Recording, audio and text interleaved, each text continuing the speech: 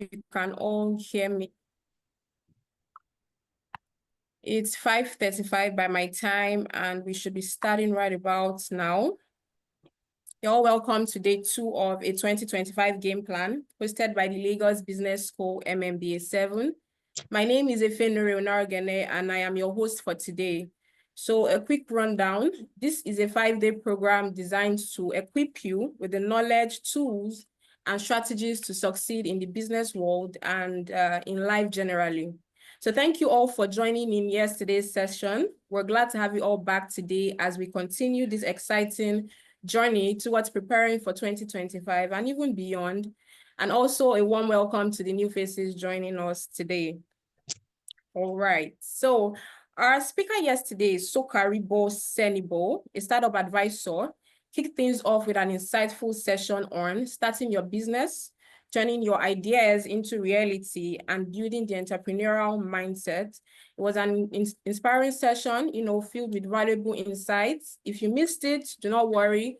The recording link will be posted in the chat box. So today we'll be diving into investment opportunities from our speaker, Jago Emmanuel. Tomorrow we'll have 2 sessions focusing on global opportunities and health.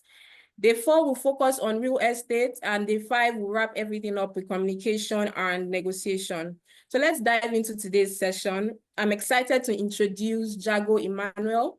Jago Emmanuel is the Vice President of Growth at PowerMate and Principal Consultant at Porter's Consulting. Jago will be walking us through discovering key investment opportunities and building a diversified portfolio. Jago is an expert in strategic investment and will show us how to build wealth, even with small steps over time. Mr. Jago, we're excited to have you here with us. Over to you.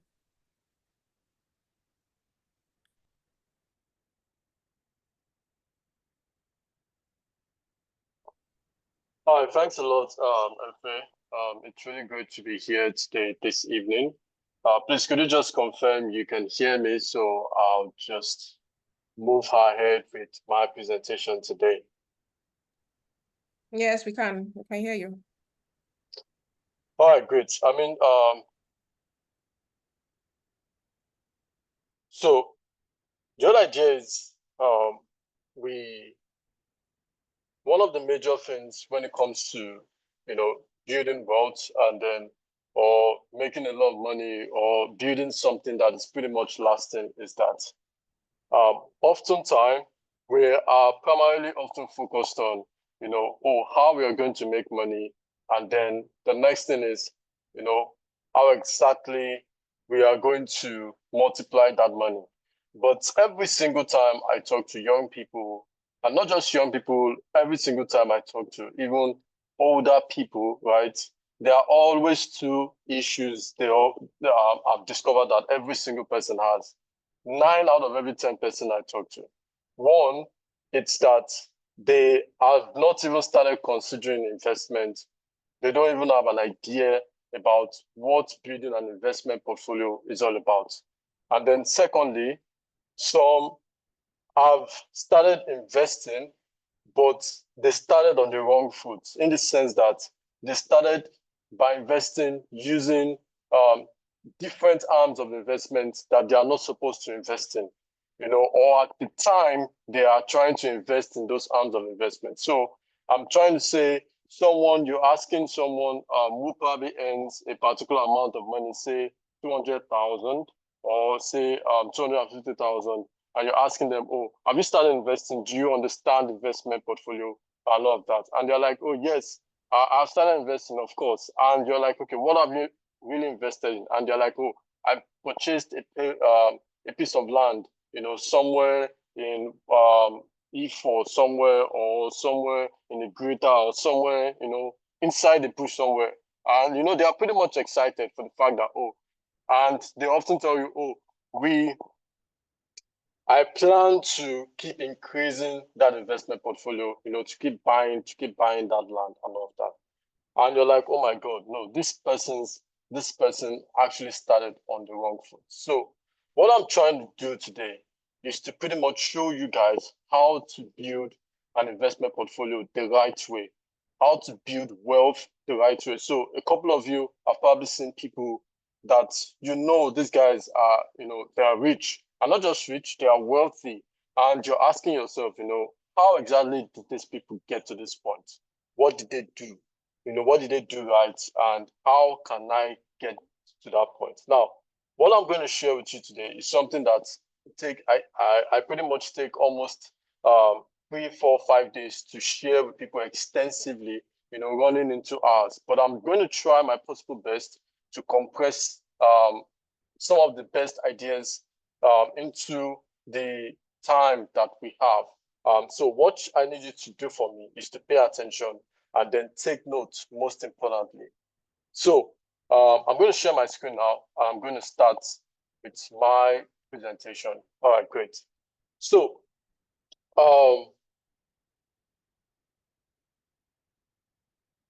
one sec.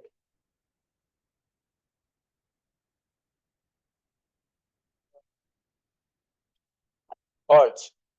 Now, investment opportunities and strategies.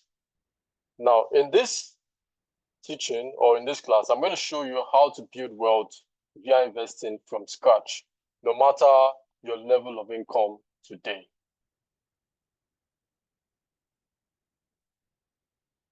So in this class, you are going to learn simple yet effective ways to build a solid investment portfolio, even if you are not in the top 20% or 10% or 1% earners. One of the major challenges people often have is that when they hear about investment, they often think, oh, I need to have a lot of money. But here I'm going to show you why that's a myth, that's not true, and why you can actually kickstart your investment journey with as little as 10,000 naira today. So my name is Emmanuel Jago. I have an MBA in view from, of course, our prestigious Lagos Business School. I'm the VP of Growth for PowerMeet. PowerMeet is a fintech company headquartered in the United States, a financial market advocate, and a business consultant. On a personal level, I've invested in over 16 different companies, and I still help high net worth individuals manage over $2 million in investments. So for more details, you can simply Google Emmanuel Jago or visit my website, emmanueljago.com. This was me nominated for 25 under 25 African Awards in 2018. I'm a 2-time TEDx speaker. That's me with the then British Consulate, Harriet Thompson, and Charles Oddy, who is the special advisor to the current president on SMEs. Now, I've had partnership deal with Rivers. That's me representing my company. And we had a partnership deal earlier this year. Rivers is serving one of the biggest financial markets in Asia.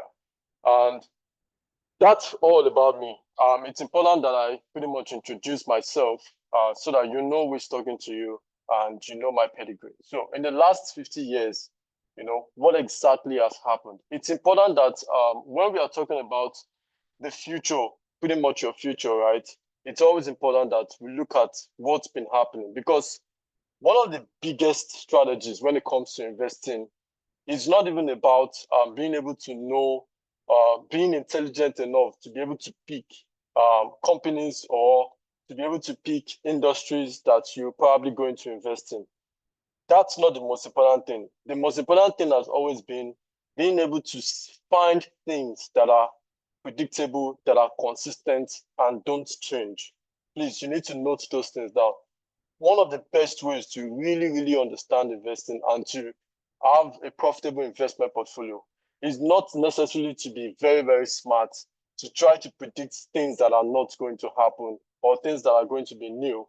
It is in your ability to be able to predict things, or not even to predict.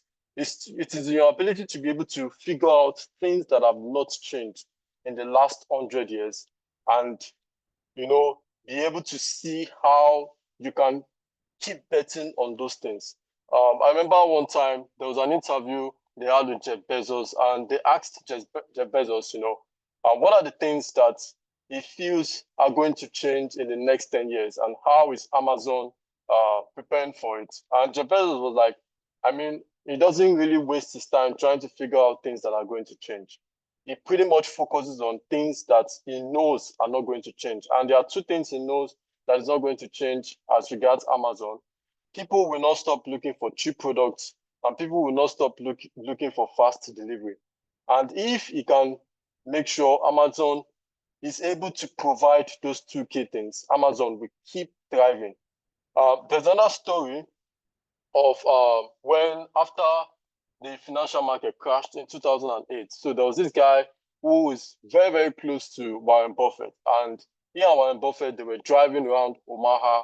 Warren Buffett grew up in Omaha. And that's why, they often call him the king of Omaha. They were driving around Omaha, and a lot of shops were closed down. Companies had closed down because of the effects of, what had happened, right? The financial market had crashed. And the guy was very, very anxious, and he was like, hey, what is going to happen? What's going to change? I mean, all of these things have happened. A lot of businesses are gone. How do we survive? What's going to happen? And then Warren Buffett just, simply asked him a simple question. What was the highest selling Snicker bar? No, what was the highest selling chocolate bar in 1960? And was like, I don't know. Then Warren Buffett said, Snickers. And then they asked him again, said, what do you think is the highest selling chocolate bar today? And then he was like, I don't know. And Warren Buffett said, Snickers. And that was it. That was the end of the conversation, to pretty much show him that irrespective of what really happens, a lot of things are going to happen. COVID was unexpected. But one of the things that was very expected was the fact that immediately COVID happened, people started selling their shares.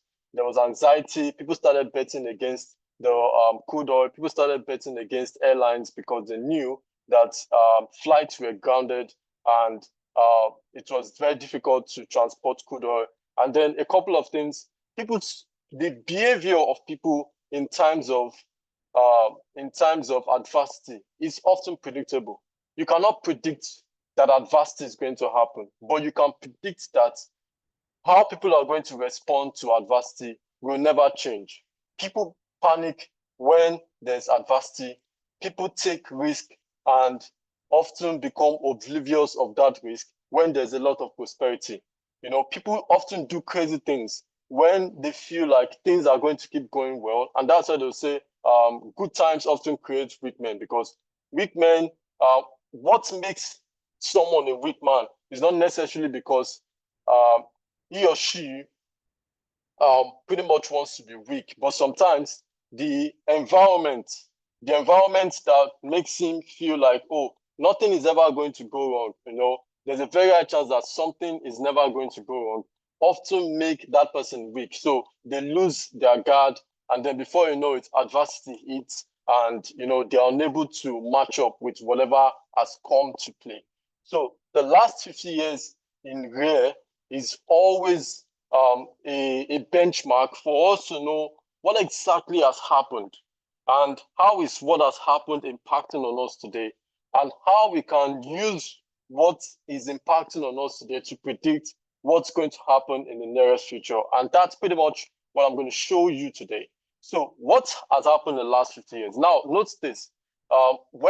Everything I'm going to be sharing today is going to be in line of investing and taking hold of opportunities, okay? So my opinions are going to be a little bit streamlined. So yeah.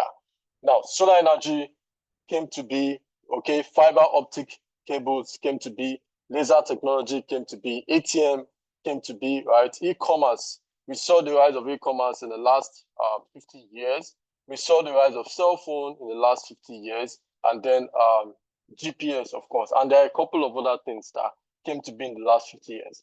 And then where are we today currently? We have quantum computing, we have artificial intelligence, we have blockchain, and then we now have smart homes that are becoming a thing in our experience right now. And it's very, very important, like I said, that we are able to streamline whatever it is I'm sharing, and then try to point it out to how you can take advantage of these things to build wealth.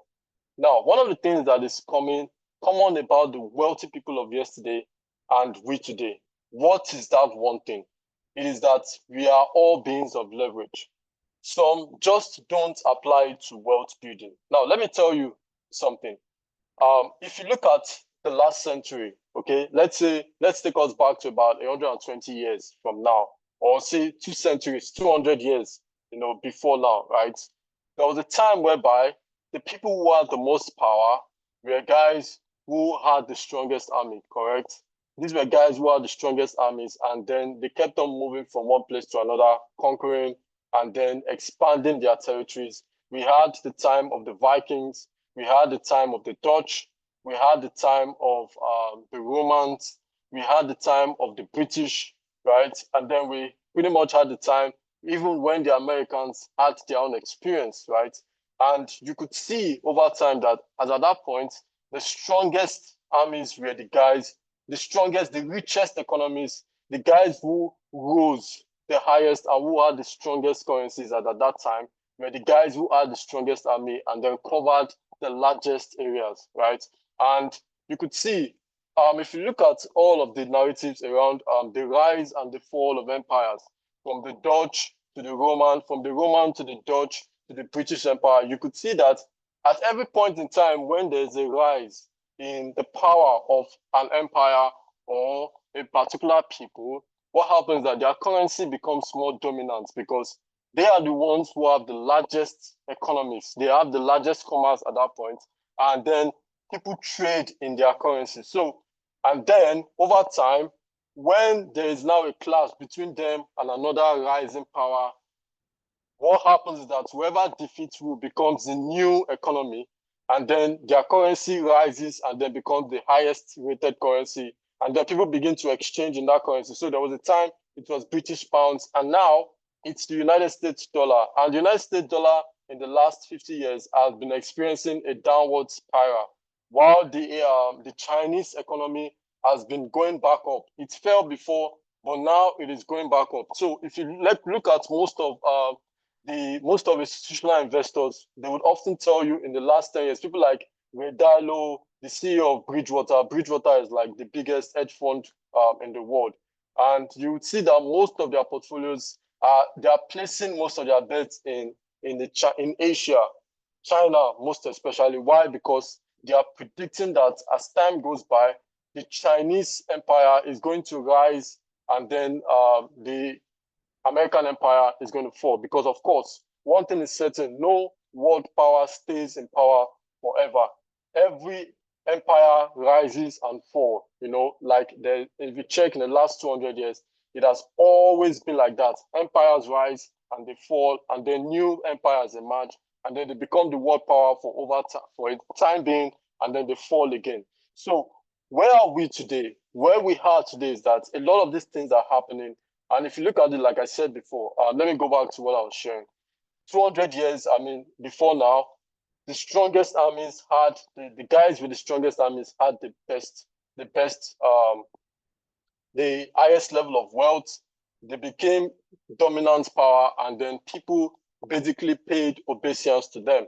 And then over time, it became, the guys with the largest farms, who could do farming on a commercial level and could feed nations, could do a lot of transportation. And that was where we started having sailing. And that was how the British Empire rose, because the British Empire controlled the waterways, and there was no way trades couldn't have happened without the waterways. So countries were paying taxes to them, they rose, and then they became the world power.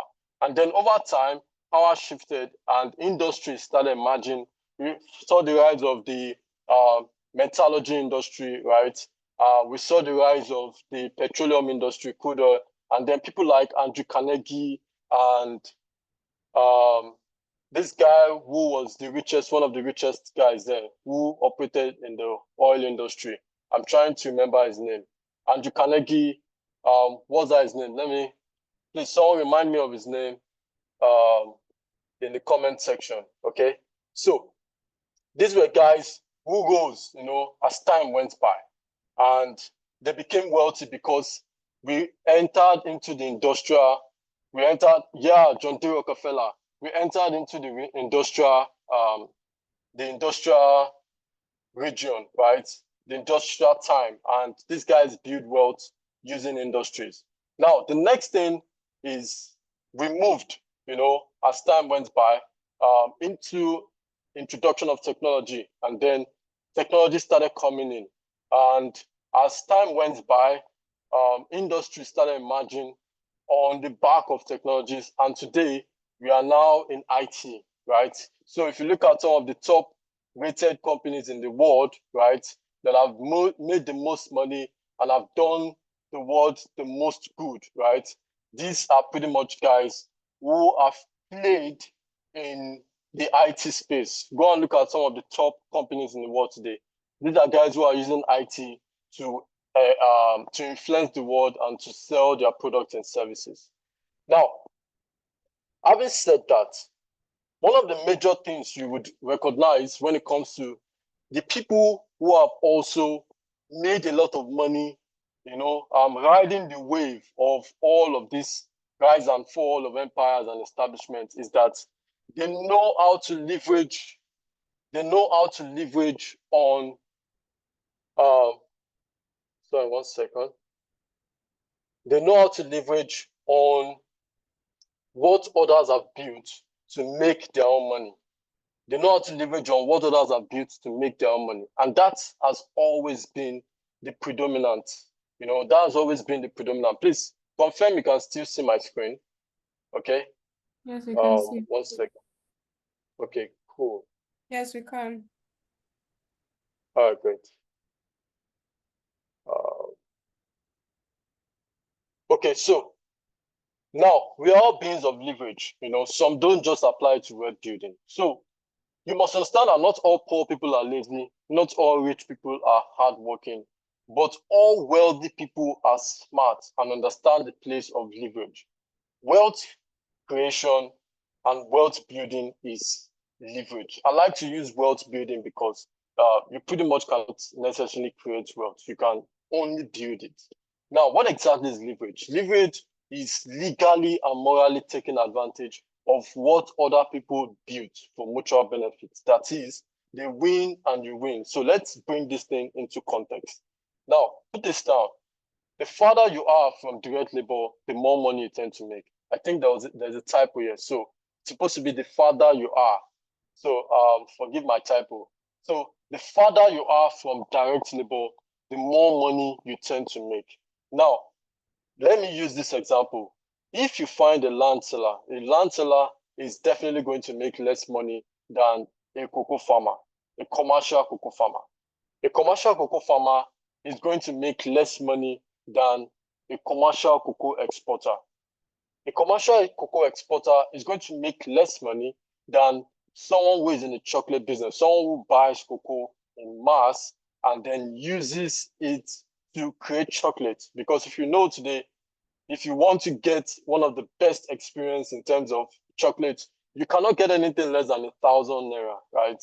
So, and how much is a unit of cocoa? And how many cocoa are being used to produce how many units of a chocolate, or how many units of chocolate bar? So, at the end of the day, he buys the cocoa and then produces chocolate from it, amongst other ingredients, of course, and then probably sells it at 20 times or 30 times the price of the raw materials. And the cocoa business owner is going to make less money than someone who comes in and say, okay, I know so much about this cocoa business, but I don't have the time to starting my own business. I just want to leverage on someone who has already started and I want to invest in them. So he's going to make less money than a cocoa chocolate business investor, because the business investor just uses his own money to leverage. So the cocoa businessman and the person who invested in the business are taking advantage of leverage. The business owner is leveraging on the markets and technology to make money, while the investor is leveraging on the cocoa business to make more money without doing anything.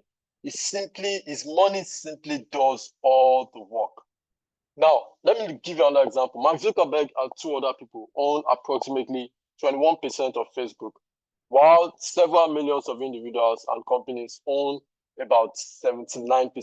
The same with Netflix, Apple, Microsoft, Google, etc.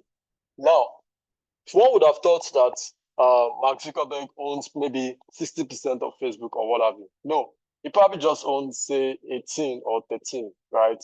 And then he and two other persons own the highest share. But then the remaining 79 is owned by billions of individuals and companies. And these guys pretty much understand leverage. They understood that, hey, I probably would never ever build any platform that's going to challenge Facebook anymore. I'm probably never going to build that anymore, right? But how can I make money from it? I have to find a way. So I will buy ownership in Facebook and let Facebook keep growing. Then I keep making my own money, right? And that's pretty much what this guy's all about, showing you how. Same with Netflix, Apple, Microsoft, Google, etc. There was something that was published I think in 2021 one time where it shows like if you had invested 1 million naira in Netflix in 2000 in the year 2000, right? You probably have about I think 107 something million naira as at 2021. So yeah, pretty much that. Now, so the next thing you need to write down is that you're not meant to work for all the money you earn. Now imagine that you're doing all of the hard work right now. You're doing everything. You're ambitious. I mean, there's a lot you're trying to do right now to make sure you make a lot of money and all of that. And imagine you're trying to do this 30 years from now.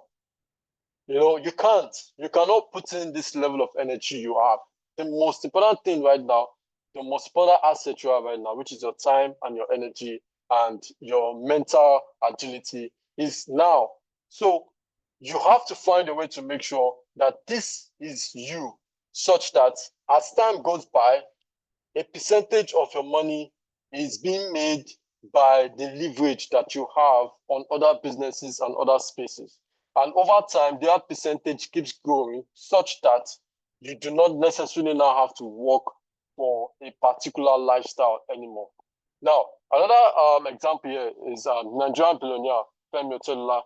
He's the highest shareholder in First Bank, and he owns about 9.41% stake in First Bank after acquiring about 18.9 billion worth of the group shares. Now, the question you should be asking yourself is, who owns the remaining 90% shares? Right? The highest shareholder in this company owns just 9%. I mean, it's not just 9%, of course. The capital worth of First Bank, of course. But then the question you should be asking yourself is, who owns the remaining 90%? It's people like you and I who understand leverage. Now, this is the same all over the world, but sadly, only a very few persons understand the system and know how to go around it. Speaking of a few, look at this report.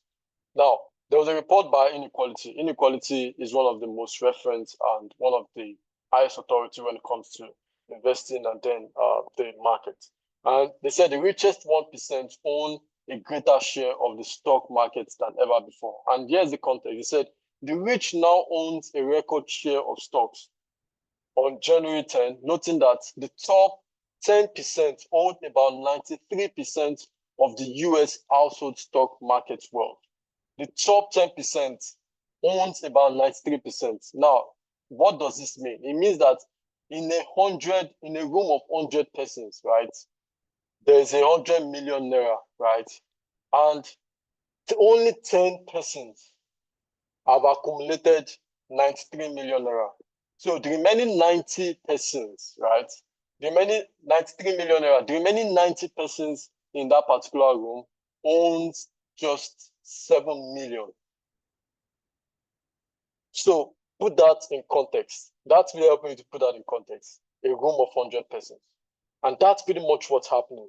Because as one of the major things you must realize that when it comes to inequality is that, let me go back to what I was sharing initially.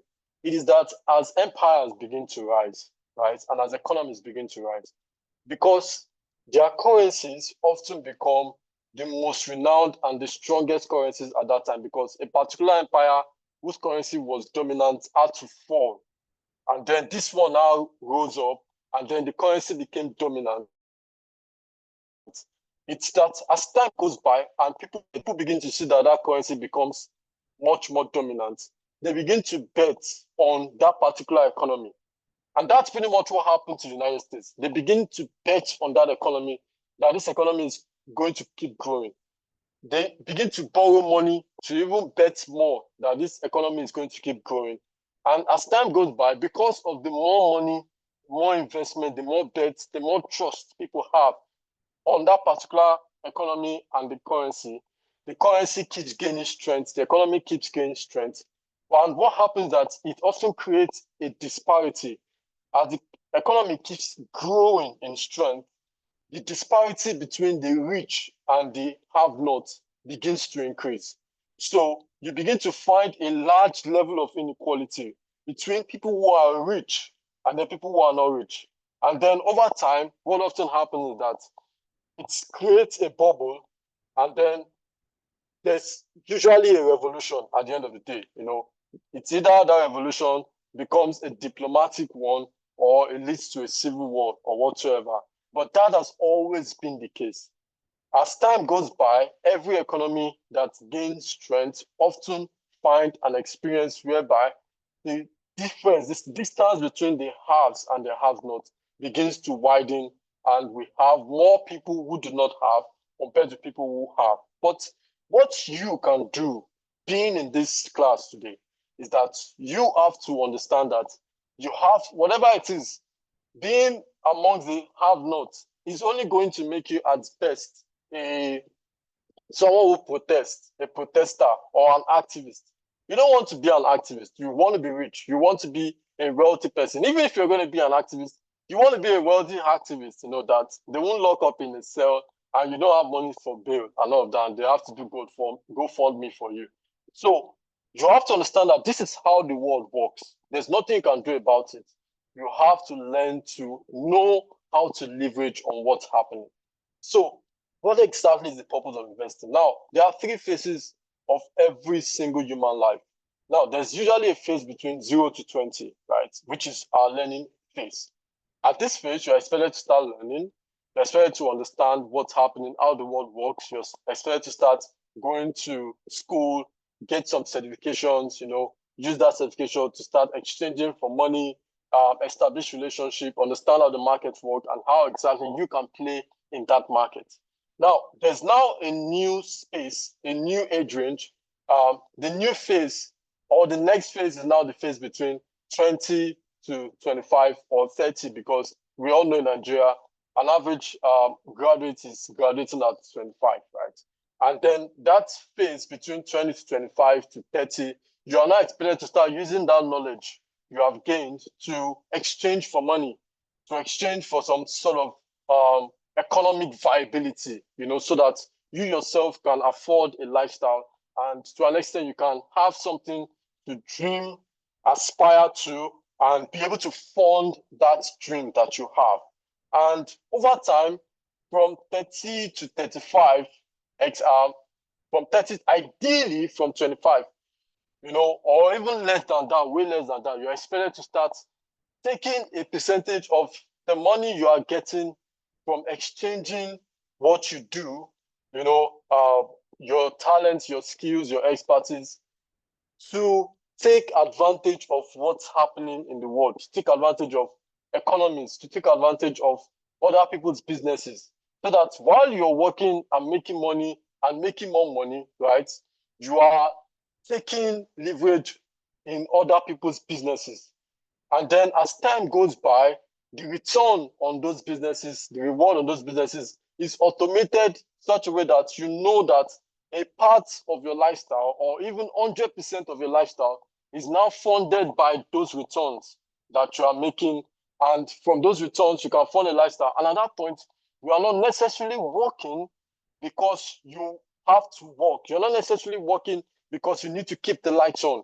You're working because you want to experience the joy of working. You can easily walk away from situations that do not necessarily benefit you. You can escape embarrassment. You can resign from whatever it is not going to give you, that self-respect and whatever it is you deserve. Because of course, you know that the money you're getting from the work you do is not what is funding your lifestyle. And, retirement, legacy, and all of that. At that point, you're now giving industry insights. You're not doing, Ojuaye, what they call Ojuaye. You're not doing eye service. You're not a psychophant. You're not telling someone, hey, sir, you're not sucking up on others' people's asses, just to get your way, economically, right?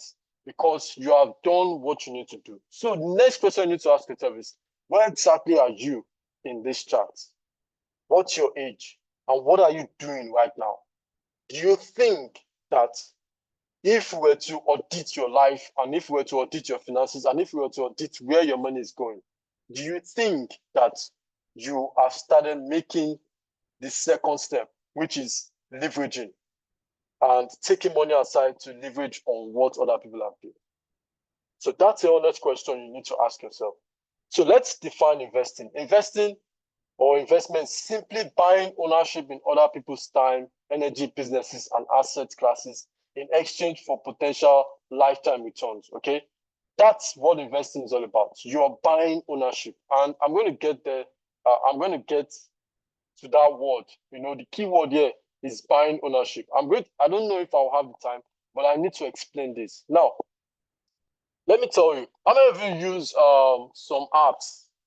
There are some apps you use, saving apps, where they show you, investing so and so, and then you are going to get so and so. How many of you use certain apps like that, where you have like investment, blah blah blah?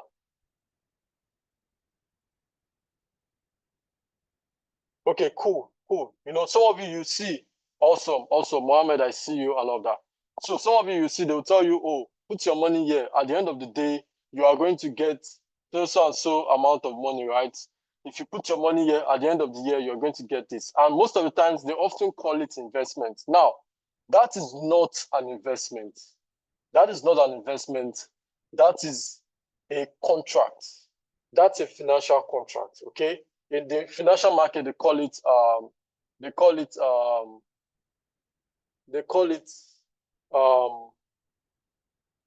papers. You're buying, I'm trying to remember the name they call it, but it's something papers and all that. Commercial papers, right? It is that companies come to the market and they tell you, see, we have a particular rating. We have been audited by powerhouses and authorities, and we have a particular rating. Our rating is probably AA plus, right? And now they've authorized us to come to this market to come and take loans from people. So take the loan. We promise you at the end of what we want to do, we are going to give you 10% return. We are going to give you 12% return. Now, that is not an investment. That is you providing a loan to them. Because what exactly are the characteristics of a loan? A loan simply means you give someone money, right? And they pay you back that money with an agreed sum of interest. That's a loan. That's not investing. In investment, you exchange your money for ownership, either part or full ownership.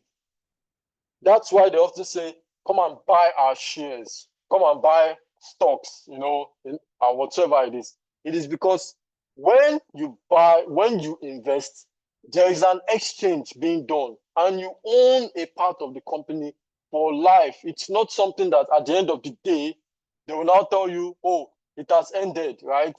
We are not doing anything with you again. It has ended. No. In a real investment, you own a part of the company. You exchange your money for a part of the company because that is the only thing that guarantees continuity of earnings. Other, you have to keep renewing, right? You have to buy and then it expires and then you buy again and then it expires. That's not how you build wealth. The whole idea is that you have to look for companies that will be willing to give you a part ownership, and then you can go and sleep, or you can keep buying, and then as you keep buying, your shares in the company increases, and that means the dividends they are paying you increases too, based on how much worth of shares you have. And so as time goes by, as the company keeps increasing in productivity, making money and all of that,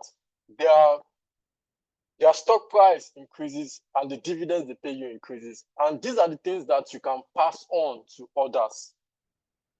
So your so-called investment or carry-wise, you can't pass it on to other people because it's going to expire within a year or something. And then you're going to take your money back and you're going to buy whatever it is you want to buy and all that. So yeah, I just need to clarify that.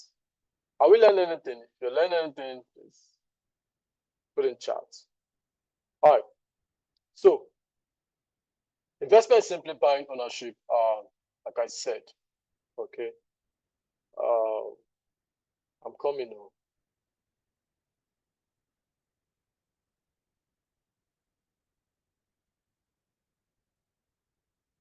Simply buying ownership, in other people's businesses, and then pretty much making money from that.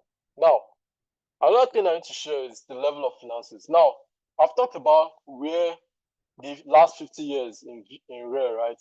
And I've talked about where we are today. I'm going to talk about, how you can strategize for the next 10, 15 years, okay? And how you can make a lot of money. Now, there's something I also need to bring to your consciousness, the level of finance. Now, there are 5 or 6 levels of finance, right? There's financial security, there's financial vitality, there's financial independence, there's financial freedom, and there's ultimate financial freedom. Now, I copied this from this book, Money by Tony Robbins. So, money, understanding money. There's a book written by Tony Robbins. You can find it online. It's free. You can find a PDF online. It's free. That book is a gem, and I would recommend it to anybody who wants to learn about investing. Okay, that book, you don't have to. It's a very, very huge book, right? With so many intimidating volumes, right? But then just take it bit by bit. It's a highly recommended book. Money, Understanding the Game by Tony Robbins. So now there's financial security. Financial security simply means you are earning enough to do your day-to-day. You're earning enough to do your day-to-day. So you are earning, you can pay your bills, you can feed yourself, you can pay your rent, you can transport yourself to work and back, you can buy gas, you can pay light bill and all of that. If you are earning enough to do all of those things for your day-to-day and you have small money that you can save, you have financial security. Now, the second level is financial vitality. Financial vitality simply means financial security plus a little bit of independence, in the sense that with financial vitality, you can afford to buy a nice bag. You can afford to travel interstate, like not out of Nigeria, but you can move from Benin to say Lagos State and go and stay in one place that they are paying 50,000 naira per night and enjoy yourself for like 3 days and enter bus, not plane, no, enter bus and go back to your Benin. So that's financial vitality. It means security and a little bit of independence. Now, there is not financial independence. Financial independence simply means that you have a level of vitality, but you have enough to save and to invest. And you're already doing it. You have financial vitality. You can afford to go to 1 or 2 places, right? You can buy a bag, you can buy a nice shoe, at the end of the month, you can afford to go out on a lunch date or a dinner, and then at the same time, you have savings and you have money aside that you can afford to invest. That is what financial independence means. Now, another thing about financial independence is that financial independence states that a percentage of your lifestyle, mostly 30 to 40 to 50% of your lifestyle, is funded by the returns on those investments you have made, in such a way that probably at the end of the day, at the end of every year, you can afford rent. And that rent is not being paid by your salary or your direct labor. It is being paid from the returns on the investments you have made over time. That's financial independence. It means that you can afford a lifestyle, but 40% of that lifestyle is funded by the returns on your investment. If you do not have that experience as a human being, you have not gotten financial independence. You are still at most financial vitality. Then financial freedom pretty much means that over 70 to 80% of your lifestyle is funded by the returns on your investment. 70 to 80% of your lifestyle is funded not by your direct income, not by your direct labor, but from the returns of your investments. Then we now have the ultimate financial freedom, which is like 100% and over more. So that's where you find the billionaire. You are now at the billionaire level. You can pretty much afford a private jet. You can pretty much afford to go on vacation, go to Bahamas, get a condo somewhere, facing the sea. You can buy whatever it is you want to buy. That's pretty much like the ultimate. That's the billionaire level, right? So you need to also know where you are here so that you can be humble and you can do what you need to do, okay? Because by this standard, what most people call financial freedom is not financial freedom. They have a level of security, vitality, independence, but not freedom. So whenever you go to all those conferences, they will tell you how to gain financial freedom. And then someone will now wear suits and say, now I am now at a level where I have financial freedom and I am. You have to ask them, Uncle, how many percent of your lifestyle is funded by the returns on your investments? If they say, oh, it is because of this thing I'm doing that I am able to afford this lifestyle, they have not attained financial freedom.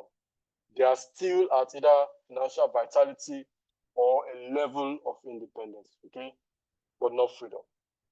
Now, so you have to ask yourself the question, what exactly do you want? Now, there's a quote by Better Wallet, and it says, if you don't invest, you work for the rest of your life. The choice is yours. I need to know how much time I have left, though, because, okay, 22. All right, so what exactly is investment and what it is not? Now, the reason I decided to add this here is pretty much because a lot of people are falling scam for so-called investments. There's a stat that was published some months ago by Punch and The Guardian, and in 2021 alone, Nigerians lost over 200 billion naira to so-called investment scams. In 2024 alone, in 2021 alone, in the last 20 years, Nigerians have lost more than 900 billion, 940 billion to so-called investment scams. So, but then the real problem is that on a base level, people do not understand and cannot distinguish what investment is and what investment is not. So I'm going to explain that here now. Now, investment is not crowdfunding. Now, I shared with you all of those platforms that you're using. I'm not against you putting your money there, okay? Okay, they have a level of rating. They have, they've been certified, they've been authorized, they have been licensed by the CBN. They have pretty much a banking license and they have, they're insured, okay? However, the terms they use in marketing their products is what I have an issue with. So crowdfunding is not investment. Please gather money. Let us do this thing. At the end of 1 year, we'll give everybody their money back and interest. I've told you, it's not an investment. It's crowdfunding. It's a contract, but it's not an investment. Predictable fixed income. Nobody should tell you that, oh, at the end of this month, we are going to give you so and so amount of money for you putting sometimes when people come to me and they're like, oh, we have this so-called investment, blah, blah, blah. We'll be giving you fixed amount of money every month. I'm like, do you really run a business? What do you do? And they're like, we do this particular business and all that. And I'm like, how are you sure? Is it your father that owns the market? What makes you so sure that you can predictably give certain people a particular amount of money monthly?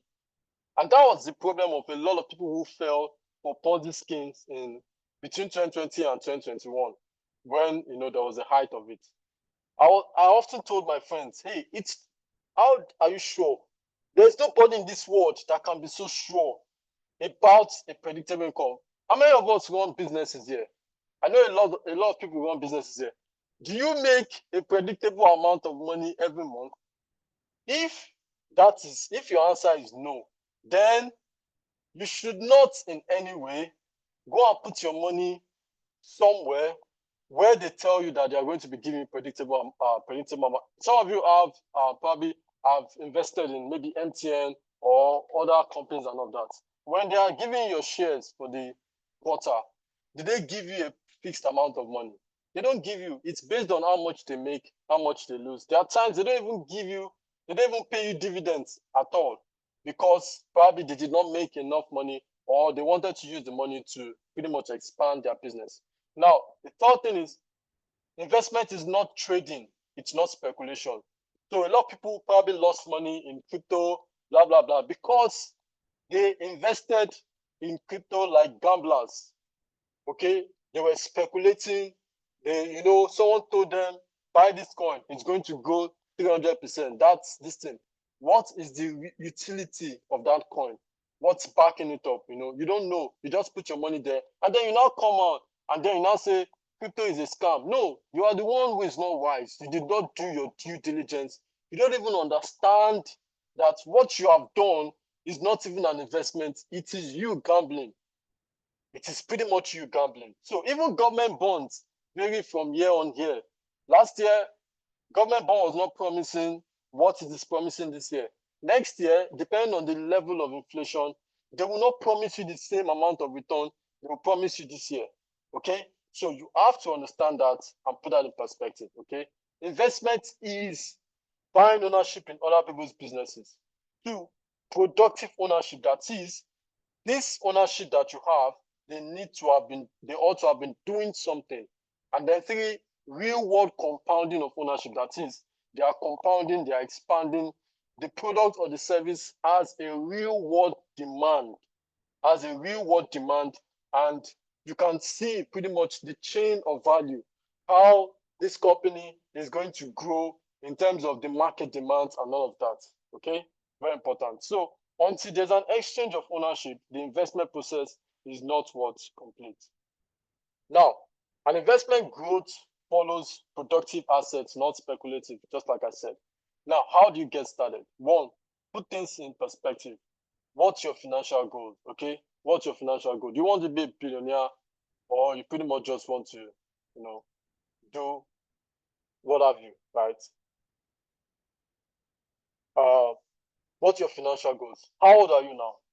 You need to put your age into consideration, right? I often advise young single people who don't have much responsibility. Now it's time for you to start taking risk, okay? Now it's time for you to start looking for risk. I'm a solid risk taker, and that's pretty much what has helped me in this life. I like to take risk pretty much because I am young, and as you grow older, the stakes becomes higher and the consequences are much more pronounced. So now that you can afford to lose huge, and you won't really feel it as much as when you have a wife and kids and whatever it is. You have to put your age into consideration. What's your risk tolerance? How much risk are you willing to take? What's your income level? Income level is also very important. Sometimes your goal will require you to invest rigorously within, so you can scale your income and attain it faster. Now, there are times, a lot of people often, this is where a lot of guys who probably sell real estate or sell other arms of investment often have issues with me. When I tell people that, see, you are earning 200,000, you don't have any business buying land. I'm telling you the truth. You have no business trying to buy land.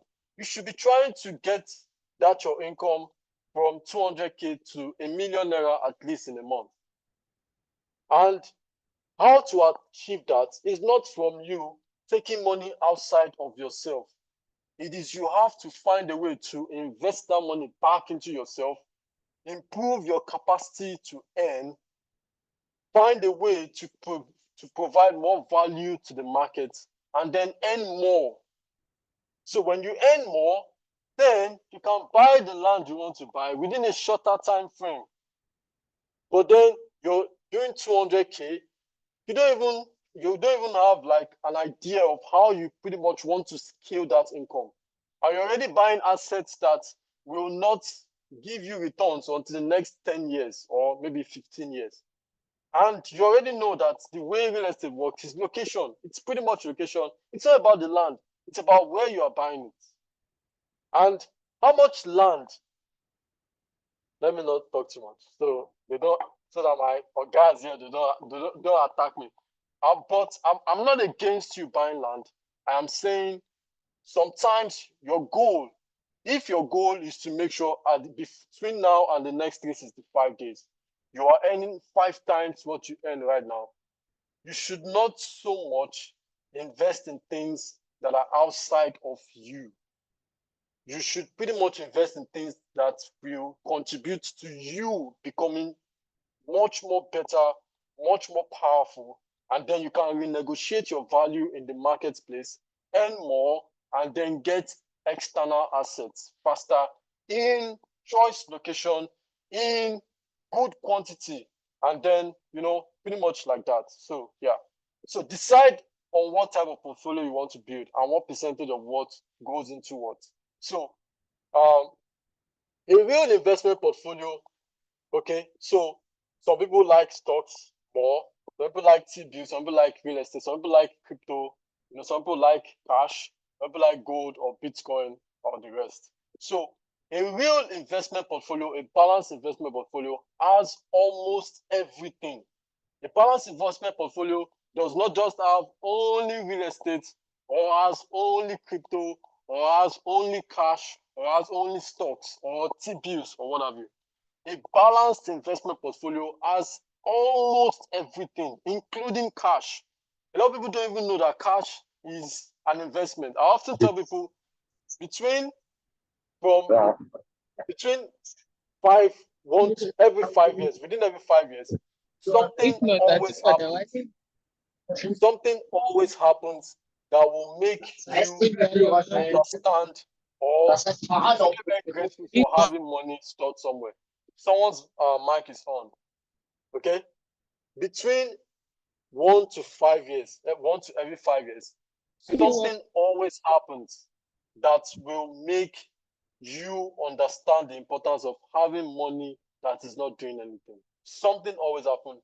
It will either happen to you, it will either happen to your family members, but it always happens. Okay, so cash is also an investment, and you must have cash stored somewhere. So let your goals form your habits. And this is where I'm pretty much going to end it.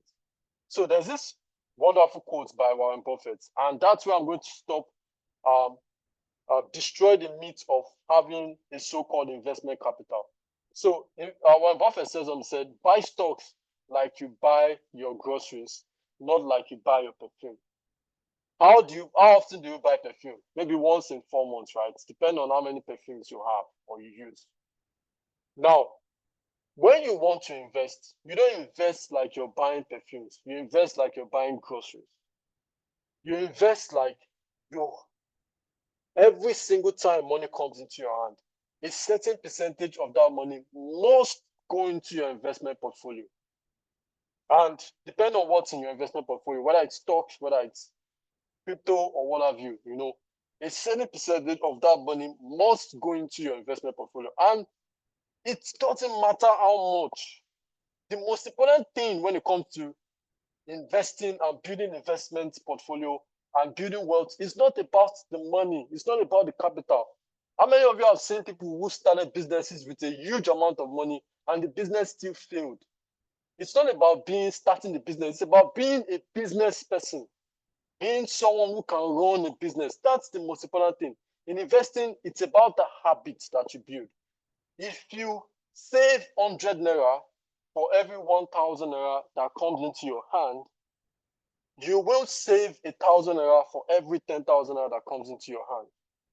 If you save 1,000 for every 100,000 that comes into your hand, there's a very high chance you will save 10,000. And for every 1 million that comes into your hand, there's a very high chance you will save 100K because you started from 100 naira. The money has never been the problem. The problem is the habits. People tell you, oh, it's until I begin to have this amount of money, or don't worry, when I have money, I will come. In most cases, when they have the money, they will not come. They will most likely not do it. Something else is going to take that money from them because they have not built the habit, they've not built the consciousness of consistently investing. Okay, so the habit is more important than the capital. So focus more on the habit, okay? Now, how to calculate how much you need to achieve financial freedom? Most of the times, so there was a time someone made a tweet on Twitter some months ago, and it was like, how much do you need to be truly financially free? And I responded using a simple math. It's usually less than you think you need. Most of the time when I ask people, when clients come to me and they're like, oh, they want to achieve financial freedom, blah, blah, blah. And I'm like, how much do you really need? In most cases, they call outrageous amount of money. And I often tell them, actually, no. What you need is usually less than what you think. Now, I'll show you a simple math that you can use.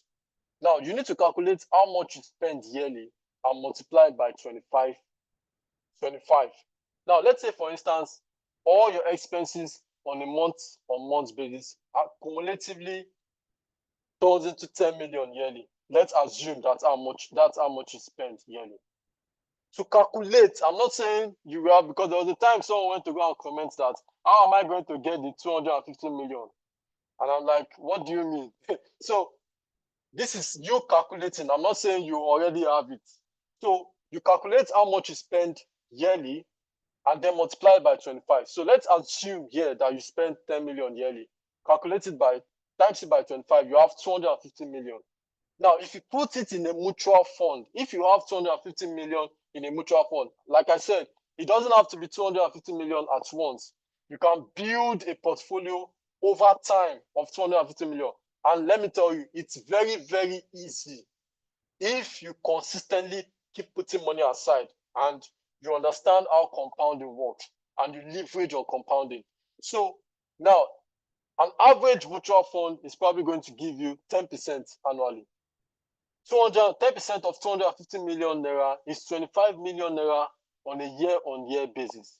So that's even like 150% higher than what you spend on a yearly basis. So in case something happens and you have to spend more than 10 million, 25 million can actually cover it. So this is not the rule of thumb. You have to now apply this to how much you spend, multiply by 25, put it in a mutual fund. If you put it in a mutual fund, if that money is in a mutual fund and you're getting 10% annually. So if you spend 100 million yearly, you probably need, say, 2 point something billion, right? Naira. And 1.1 billion naira is about $1.7 million or whatever it is. So if you put it in a dollar currency asset, let me tell you, these things are not as hard as you think they are. Over time, as time goes by, I'll show more things about wealth creation and all of those things. You realize that at some point, you don't even need your money to do these things. If you build a solid reputation, you can basically leverage on other people's money. Any wealthy people you find today in this world, check Dangote, check Otedola, check the people. I'm just calling these names. There are a lot of other wealthy people. I'm just calling the names that are popular. It gets to a point, it is no longer about your money. It's about the reputation you have built. It's about integrity. It's about character. And if you have those things consistently, people will give you money. And you can leverage on those things to build your own wealth. And everybody's fine. So, something to talk about. Okay. So, I've already explained this, right? And I will quickly explain this. So, how to spot poor investment or investment scams in a few seconds. So, there's a formula. This formula is like in secondary school maths. Okay, you can find it online. It's called the compound interest formula, right? So, a lot of time people tell you, oh, come and invest in this. We are going to give you fixed deposits, blah, blah, blah. Put the amount they're asking you to invest here, that's the principal, and then do your calculation, the number of years. You would realize that if someone is promising you 15% or 5% monthly, if you calculate how much you invest and you do a compounding multiplication for 5 years, the money will be so outrageous, even yourself, it's going to be hard to believe. The issue is that people don't do this math. They don't do the math, so they often fall for their ignorance and greed. They often fall for ignorance and greed. So this is going to help you. So there's a website called thecalculatorsite.com. So you can search this website. It's going to do the calculation for you. So you don't have to do anything. Now, how to calculate your returns if you start investing as low as $20, that's 35,000 naira today. Now, let me show you. There's a website called investor.gov. So this is the last thing I'm going to show here. Now, let's say initially, you can see initial investment. Let's say initially you invest $50. $50 is about 70K or so. And then you're contributing $20 monthly. That's like 35K. And then the length of time. So all of these boxes are there for you to fill. So you can go and search the website. It's free. And then the length of years is 20 years. You do it. Estimated return, say 10% or variance. There are times maybe the market does more than 10%. So let's say the variance is 20%. And then the compounding frequency is annually. What are you going to get if I start with $50 and I'm contributing $20 monthly in my investment portfolio? What am I going to get? Look at the results here. In 20 years, you're going to get $176,000. That's like in 20 years, you will have contributed from your $20, you would have contributed $14,000. But then the total you would have gotten, right, is this. Now look at it. Year 1 down to year 20. So this is how your money is going to compound. Future value, variance below, and then this is pretty much the variance above 30%. This is it. 160K, $60,000 in 20 years from a $14,000 contribution. So let's do some math. So let's say you put in $20 monthly for 240 months. 240 months is 20 years. Assuming your contributions are monthly, you will have $14,700 of your money at the end of 240 months. But you would have gained $160,000. $160,000 minus the $14,000 you contributed will give you 146. 146 extra based on leverage. Now let's assume the exchange rate is 1.7. $20 is 34K, $14,000 is 23 million, $146,000 is 248 million. Over 248 million extra made with a 34,000 naira consistent commitment. So now the final thing here, strategizing for the future. I've talked about the past, I've talked about the present, I've talked about what you need to do. I've opened your eyes to a couple of things. Now, how do you strategize for the future? Let me tell you. There are markets that have emerged, and there are new markets that are emerging. And one of those markets is the technology market. We have electric vehicles, we have blockchain. Under blockchain, we have crypto, and then a couple of other things. Your job is to find these new emerging markets. The AI industry, right? Open AI, they are probably going to go public by next year or something. And because of the involvement of Microsoft, I believe OpenAI is going to have one of the biggest initial public offering of this century. Look at what NVIDIA did, in the last few years and all of that with their return rates and their growth potential. Your job is to find these industries and these companies that are in these industries and begin to buy a stake in them. Your job is to find these companies and begin to buy a stake in them. I don't have time. I would have talked a lot about the blockchain and the crypto markets and what the next 10 years is going to be like for people who are investing, not gamblers, right? Do you know today, as I'm speaking with you, do you know that ChatGPT 3 was built, the software, the ecosystem on which ChatGPT 3 is built upon was built by a company that is presently listed in the crypto market. It's called Cardena. Go and check. ChatGPT 3 was built by a company, the ecosystem upon which ChatGPT 3 was built was from a company that is publicly listed in the crypto market currently right now. And go and check their performance. Go and check for HBAR and go and look at the history of HBAR and go and look at what these companies are going to be in the next 10, 15 years. So a couple of new markets I imagine, new companies I imagine, I've mentioned a few of them. Your job is to go and do your research, go and check. I'm not going to make any recommendations here because, of course, so you don't come and hold me tomorrow that you're the one that told me to come invest in. I'm saying do your own research, right? This is not financial advice, but do your own research, you will find. Because if you look at this, all the people that you see who built wealth in the last 20, 30 years were guys who found some of the relevant companies that are relevant today. Apple, Microsoft, Netflix, Facebook, or whatever it is. Found them in their penny stage and then began to take a stake on them. And then today, those companies performed really well and they are now wealthy. So it's the same thing, like I told you before at the beginning of this class, that you must learn to find those things that never change. If companies, it's called the Lindy effect. If the world has often produced new markets and old markets will die, new markets will emerge, old companies will die, new companies will emerge.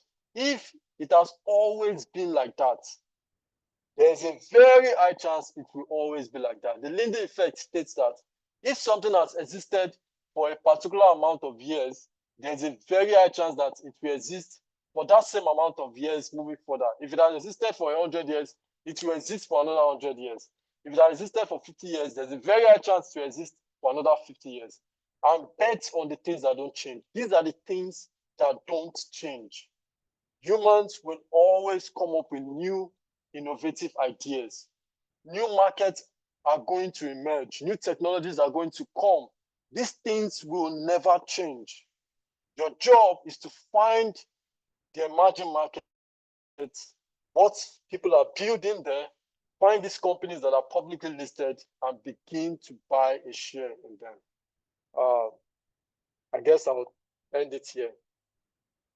Thank you. Yeah, that's four new messages. Oh, wow. All right. So thank you so much, Jago, for that incredible session. I mean, personally, I learned that there's no investment if there is no exchange of ownership, and it was really eye-opening for me.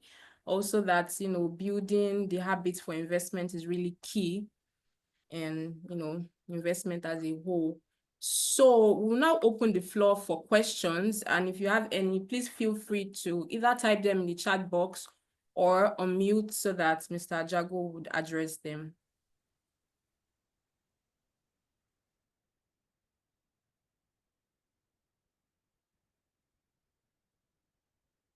By the way, follow me on Instagram, please. I'm trying to grow my followers. All right. Well, that's the easiest place to connect with me. Can I explain how mutual fund works? Okay. My name is Mr. Jago Emmanuel on Instagram. So someone is asking, can I explain how mutual funds work and all that? So the whole idea is simple. It's pretty much like an ETF, right? So the whole idea is that these guys, they pretty much often look for companies in a particular space. So there's ETFs for electronic traded funds, right? There's an ETF for tech companies. There's an ETF for real estate companies. There's an ETF for manufacturing companies. There's even an ETF for tobacco companies, the tobacco industries. So these guys are of the opinion that, see, it's risky trying to invest in individual companies. You cannot be so sure that this company is going to survive. You can put your money there and then they just waylay your money, or they don't do what they are supposed to do, or the founder takes your money to South Africa and go and carry baddies, and that's the end of your investment, right?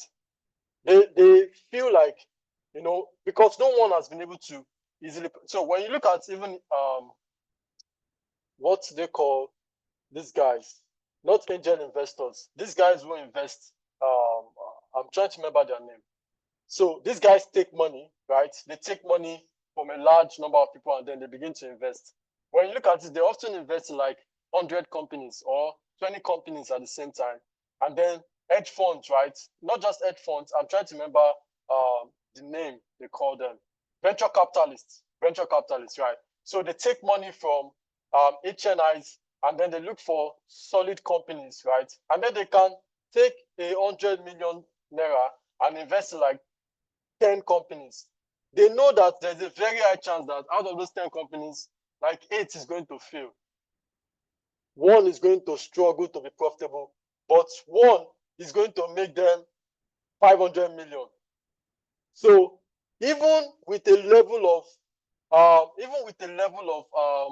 prudence and a level of care and a level of I'm trying to find the words, they still cannot predict which one is going to make them the most and which one is going to cost them a loss. So they would rather spread their seed and then allow 1 or 2 to perform well. Okay, so that's pretty much what ETF does. So they take a combination of several companies that have the potential to do well, and then they put them in a particular fund. They put them in a particular space, and they average the performance of all of those companies in one particular chart. So when you invest, you're not investing in a singular company. You're investing in the average of several companies. POO did about 33% this year. VGM, these are all ETFs. One of them did about 40% this year. There's another ETF, USD ETF, did about 200 and something percent this year alone. So these are a combination of different companies that they now give you an average of the performance of all of them. Okay, yeah, Nvidia saved Nasdaq this year. Nvidia saved Nasdaq this year. Nasdaq was supposed to go really down in terms of performance, but because of Nvidia alone performing really well, the Nasdaq was able to hold up strong because of one company, even when there are about 200 companies in Nasdaq. So yeah, that's what it is. So ETFs are like safe bets, okay? And that's the same thing with mutual funds. All right, so thank you so much. So someone is asking, what does having an investment portfolio mean? And what is the best thing for investment portfolio to have based on the industries that you think have lasted for long? Sorry, can you repeat the question? What does having an investment portfolio mean? And what is the best thing for investment portfolio to have based on the industries that you think have lasted for long?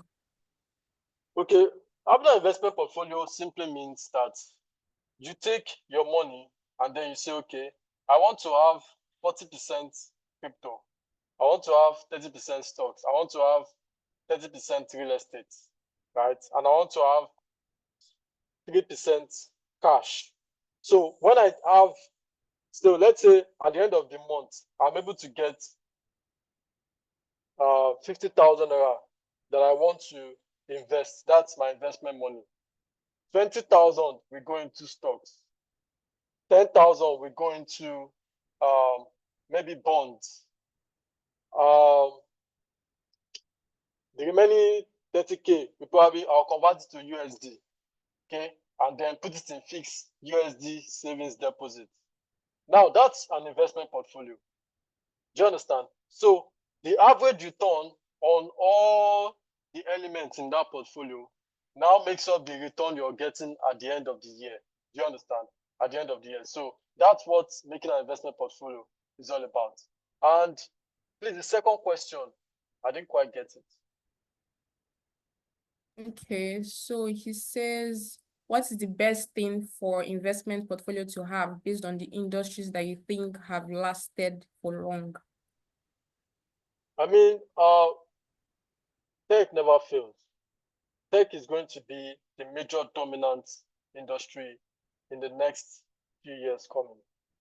And blockchain is going to be decentralization. I don't have the time. I could have shared the history of what's happening and what's going to happen in the next 10, 15 years. Why do you think Donald Trump is endorsing crypto and saying he's going to make sure America becomes the largest crypto hub of the world? They are trying to retain world power.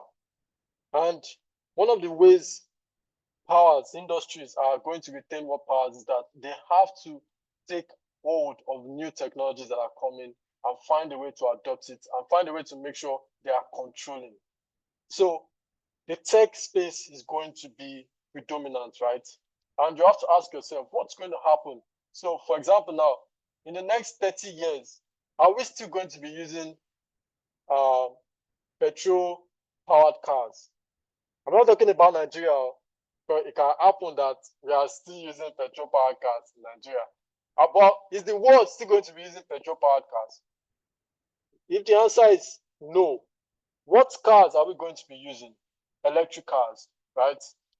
What companies are playing in that field right now? Who are the top 2, 3 companies that are playing? Are they publicly listed? These are the questions you need to ask yourself. What's the future of healthcare? Right? Now, we now have remote surgeries that are being done by AI. You can find a surgeon in India telling people what to do here in Nigeria. You now have robots doing surgeries. We now have restaurants that are 80% robots making your food. And this is happening in the world. So you have to look for these emerging industries and the companies that are playing in these industries that you have a belief that they are going to perform well and start investing in them. Thank you so much. I hope whoever asked that clearly understands. So the second question is, what are your thoughts on bank shares in Nigeria? There have been a lot of comments on social media on these shares not being worth the investment. See, there was one time I watched an interview that went viral. A particular real estate mogul who happened to also be a pastor, talked about how he invested in the shares of a particular bank. He talked about GT Bank and all of that, right? And the person was like, man, the shares was not worth anything. He even said something that he even borrowed money to invest in them. Now, that's where the problem is. When you're buying ownership, like I said, in these companies, and the whole idea of capital and of that, you have to know the difference between when you are gambling and when you are really investing. Why should you borrow money to go and buy shares? You understand that this is a high-risk investment. The company can, and it's not just a combination of, it's not an ETF. It's not a combination of banks in Nigeria. It's just one bank. They could perform well, they could perform poorly, right? And this happened from what he said in 2004. 2007. This was roughly a year before the financial market crashed. And whatever happens to the world power, of course, is going to ripple down into Nigeria and other parts of the world because we are dependent on the dollar. So the way to invest has never really been to take a huge amount of money at once and then buy shares. It has always been to consistently keep buying. That is, as money comes, you take a percentage and you keep buying. Now, the same GT Bank that people are saying, most of the time people say they buy shares. They just bought once and they left it there. And if you ask them, how much shares did you buy? 500,000 naira. What is the return of 500,000 naira cumulatively at the end of the year? Maybe it's just 50K. That's like 10%. Is it 50K you want to use to fund a lifestyle? The idea is that you put in the 500,000 naira at first, and then you keep buying, and then you keep buying, and then you keep buying to increase your shares, and then that in turn increase your return. So between that same time, GT Bank's shares has grown from less than 4 naira to about I think to about 30 something naira now. Between that same period. So even if, and then not to talk of the compounding effect of how much was invested at that point, this and how that's going to impact on the rate of return and then the stock price. Do you understand? So you cannot judge by short term. And the issue here is that people are trying to do this thing short term. Everything I've said, did you see me mention 4 years? Did you see me mention 5 years? 5 years should even be the minimum. Everything I've said here, I've talked about 20 years, 10 years and above. It's not something you should be expecting quick return. That's why I said at some point, if your problem is to make more money in the now. It's not from investing that you should be focusing on making that more money. It is from making sure that you yourself as a person become much more efficient, become much more powerful, earn more money so that you can do what you need to do for yourself, and then you can invest more for the long term. So the goal of investing is to build wealth, not to try to cash out right now. Because if your 5 million turns into 10 million, okay, so you now cash it out. Can 10 million buy you a great car right now in Nigeria? Pretty much, really not. So what you want to do is to build over time. And that's why you don't necessarily, for you to now build, you don't necessarily need to now start looking for capital. You can just start putting money aside as time goes by and then keep building. So as you keep making more, your contribution keeps increasing and then you start making more. Now, as regards Nigerian shares, the reason I don't invest in Nigerian shares is because of the devaluation of our naira. So First Bank performed 60% this year. But how has how much percent has the Nigerian naira devalued this year? So I would rather put my money in a dollar denominated asset than in a naira denominated asset. That notwithstanding, there are companies that have done really well. Okay, if you invested in corn oil at the beginning of this year, if you invested 1 million in corn oil, you probably have 7 million right now, because corn oil has done about 700%, and it's in the Nigerian market. Transcorp has done well, Okumu Oil has done well, and a couple of them, they're all in the Nigerian market. But the reason I don't invest in the Nigerian market is pretty much because of the devaluation of naira and all that. But that does not mean that we don't have companies in Nigeria that are performing well. Nigerian companies are performing well, at least a couple of them.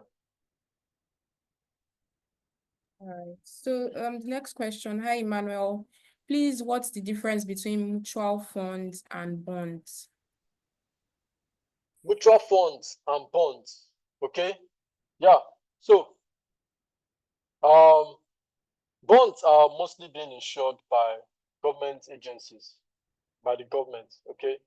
So they are mostly being insured by the government. Okay.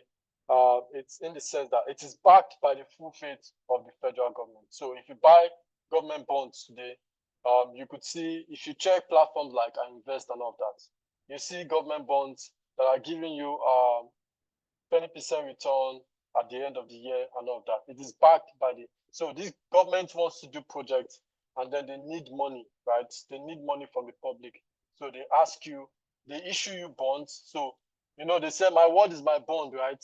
So it's the true faith of the government and saying, we are certain by the faith of our government, we will pay you back your money with interest. And they always pay, okay?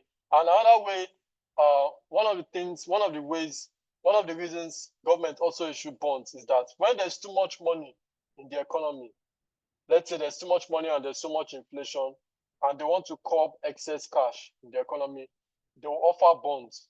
Come and buy government bonds. So they will use that one to gather the so many excess money in the economy, and then and then another way too is that one of the ways to know where the government is targeting as regards where they want inflation to go. Currently, inflation rate is about 30%.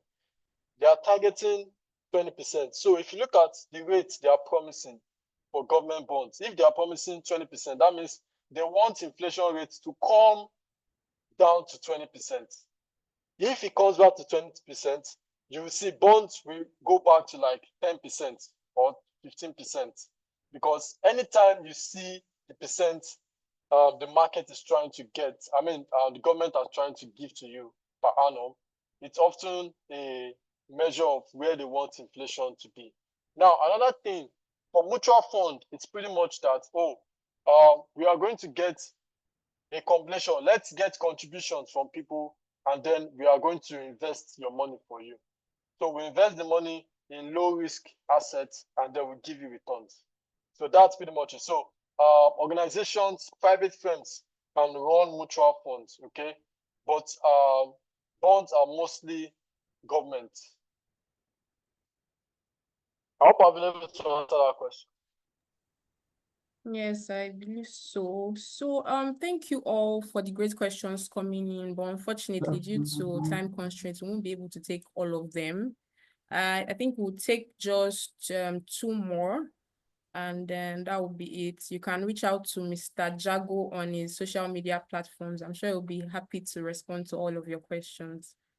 So I think so someone said, you mentioned you've personally invested in 16 plus startups. Are you an angel investor or early pre-seed VC? If yes, how do I reach out to you about what we are building? Are you not seeing flying on my head? There are small angels flying on my head. I'm an angel investor. I'm a small boy, I'm a small angel investor. So if your startup has bigger problem than me, I might run away. However, I can always connect you to guys that we pretty much want to do business with you. Okay, we pretty much want to do business with you. So yes, so I like to invest in ideas, strategies that I feel are going to make more money, because I'm a lazy person. I don't want to do anything on my own. I like to find people who can build stuff and then find a way to come in, as a partner and all of that. Yes. Okay, so and the final question, please, what is your opinion on delayed gratification in relation to financial freedom? And how would you advise someone on how to balance delayed gratification with the need to address immediate financial responsibilities? I mean, if your situation requires that you need to address immediate stuff, right? Maybe you're just earning enough to get by. You are probably at financial security. That's fine. What you need to do is simple. You have to be chronically, you have to be very, very aggressive with personal development. Like, you have to be very aggressive with personal development. And the cheapest way to do that is to buy books. Buy books, go for free conferences, listen to conversations, go on Spotify. There are several podcasts. I'd recommend everyone should go and listen to How to Get Rich by Naval. How to Get Rich, it's free on Spotify. How to Get Rich Without Getting Lucky. Go and listen to it. It's a 3-hour podcast from Naval. He's going to share a lot of things. You're going to learn a lot of things. Dedicate time to learn. You have to be aggressive with personal development. Then that can now help you become much more viable economically and make more money. And then with that, you can now begin to now invest. And then by delayed gratification, if there's one thing everyone around me knows about me, it's I'm the king of delayed gratification. I'm the king of delayed gratification. There was something that happened one time. There was one time I got something, and my mom, I didn't tell anybody. My sister saw it and then went and told everybody. And my mom called me out. She was sharing with everybody are concerned that this thing is so expensive. Why would you go and buy this thing? And my other brother was telling me that he had to tell her that if it's Emmanuel, that he ought to have bought this thing since, that even he himself was actually encouraging me to buy it for years, until I eventually bought it. So the other idea is that when it comes to delayed gratification, I'm a master of delayed gratification, because that is the only way to not make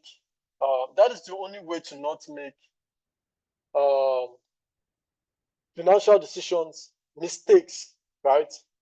If money enters into your hand and you're already planning on what you need to do immediately, it means you don't have delayed gratification. You need to be able to give things time and all of that. So you have to learn to build that habit of delaying things, okay? Delaying things. There are tricks you should not take. In 2021, a lot of guys made money from crypto. They went to Dubai, they did this, bought cars and all of that. By 2022, when the market crashed, they were all broke. They were all broke, looking for more money again, or whatsoever it is.